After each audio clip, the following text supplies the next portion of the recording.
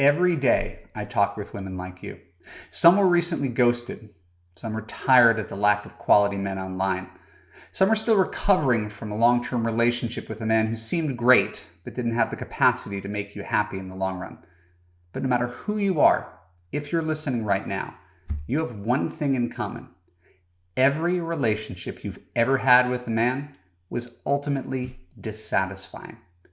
And if that's the case, you're going to have a serious case of dating PTSD. Stick around for a few moments, and I'm going to show you how to cure it.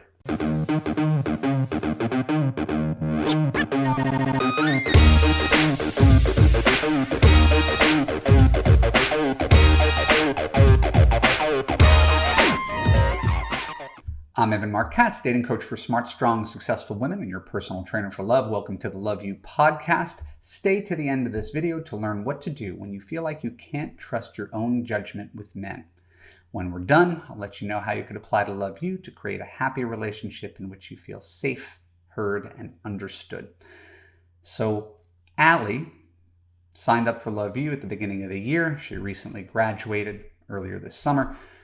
Allie is a delight, such a joy to work with. She's attractive, she's successful, she's in her early 50s, the mother of 2 adult sons, and she's got a pretty severe case of anxiety, what we're going to call dating PTSD, when it comes to men. Now, that's the result of one long, unhappy, unfulfilling marriage, followed by a 2.5-year relationship with a narcissist who had some commitment issues. Understandably, Allie's going to have a little trouble when it comes to trusting her judgment with men. By the time she was done with month 3 in Love You, she already had a boyfriend during quarantine.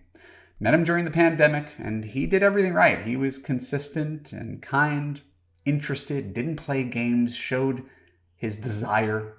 We measure a lot based on effort, and he put in the consistent effort. Waited nearly 2 months, she did, at my behest, waited nearly 2 months to call it official with this guy. The twist in the story, what I didn't see coming, what she didn't see coming, was that less than 2 weeks later, Allie emailed me that something just felt off in her relationship. Her new boyfriend was acting controlling, confrontational, like a completely different guy than he was when they were just courting and dating casually. He let down his guard and he showed his true stripes. And so, learning from her mistakes with my support, Allie dumped him. Right? Just like that.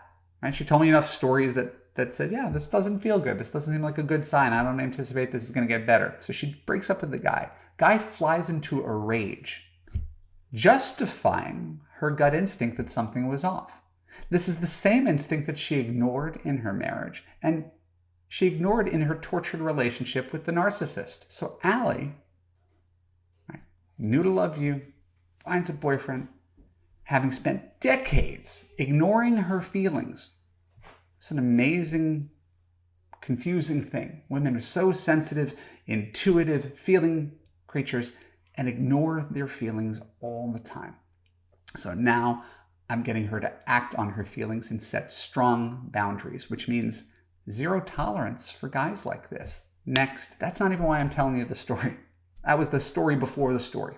I'm telling you the story because the old Allie, after getting a boyfriend who turned out to be a jerk after they were a couple, the old Allie would have taken a year-long hiatus from men after dating this one jerk. The new, confident, post-Love You Allie learned to trust her judgment and took a week off before logging right back into Match where she met the last boyfriend. And no joke, 2 weeks later, Allie's telling me about a new guy who's exciting her. And once again, and this is the point of the original title of the video, expressing her fears that she was going to fall in love and then get hurt. Why? Well, makes sense. Every guy in the past 30 years ended up hurting her or disappointing her. Why does she think this is going to be any different? And the answer for you is it's always different because you're different. Allie in this story is different than the woman who married a jerk 30 years ago.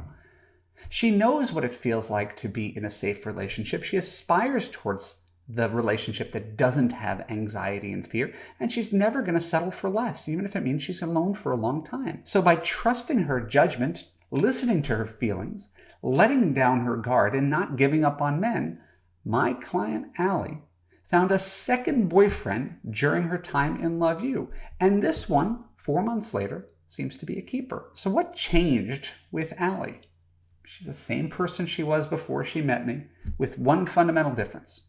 She turned off the limiting belief that every relationship is doomed to fail and you should put up with pain, anxiety, and discomfort within it. The fact is, most relationships are doomed to fail, says the guy who went out with 300 people before getting married. But all it takes is the belief that happiness is possible for you and that the next person you meet might be the one.